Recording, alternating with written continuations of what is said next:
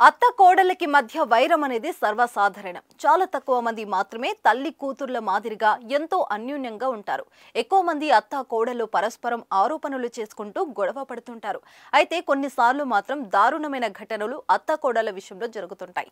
అమ్మ లాంటి అత్తను ఎంతో ప్రేమగా చూసుకునే కోడలు కొందరుంటే, హింసించి వేధింపులకు గురి చేసే గయ్యాలి కోడలు మరికొందరు ఉంటారు. గతంలో అత్తను దారుణంగా కొట్టిన కోడళ్ళ స్టోరీలు మనం చూసాం. తాజాగా వారిద్దరికి మించిన ఓ కోడల్ ప్రస్తుతం వార్తల్లో నిలిచింది. వృద్ధురాలైన అత్తగారిని ఏడాది పాటు గదిలో బంధించి వేధింపులకు గురి చేసింది. మరి చివరకు ఏమైంది? ఆ వివరాలు ఏమిటో ఇప్పుడు తెలుసుకుందాం. అన్ని రకాల చర్మ సమస్యలకు శాశ్వత పరిష్కారం ఈ శ్రీత 9281458181.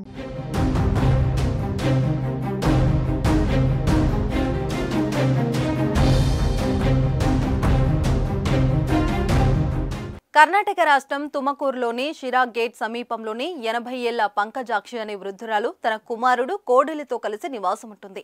చిన్నతనం నుంచి కొడుకును ఎంతో అల్లారుముద్దుగా పెంచి పెళ్లి చేసింది. భర్త మరణంతో ఆమె కొడుకు దగ్గర ఉంటూ జీవనం సాగిస్తుంది.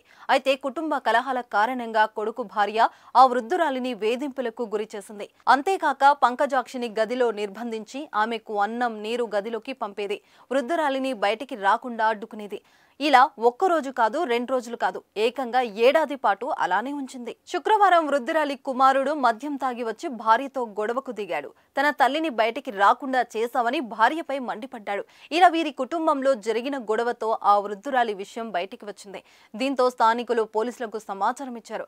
ఇక పోలీసులు పంకజాక్షి ఉండే ఇంటికి వెళ్లి తలుపులు తెరిచి ప్రయత్నం చేశారు.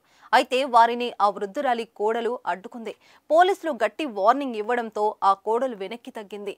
అనంతరం ఇంట్లోకి వెళ్లి గదిలో ఉన్న వృద్ధురాలిని బయటికి తీసుకొచ్చారు. పంకజాక్షితో జిల్లా న్యాయమూర్తి నూరినీసా ఘటన స్థలాన్ని పరిశీలించి వృద్ధురాలితో మాట్లాడారు. అనంతరం వృద్ధురాలిని ఆరోగ్య పరీక్షల నిమిత్తం జిల్లా ఆసుపత్రికి తరలించారు. చికిత్సలు అందించిన అనంతరం వృద్ధుల సంరక్షణ కేంద్రానికి తరలించారు. ఈ సందర్భంగా ఆ వృద్ధురాలు చెప్పిన మాటలు అందరి మనసును కలిచివేశాయి. తాను తన కోడలు ఉండే ఇంటికి వెళ్లనని, ఎక్కడైనా ఆశ్రయం కల్పించాలని వేడుకుంది. ఆమెను ఎంతో వేధింపులకు గురి చేస్తూనో అలాంటి బాధకరమైన మాటలు వస్తాయి. ఒకసారి ఆలోచించండి. చాలా రోజుల పాటు ఆ వృద్ధురాలు నరకం చూసింది.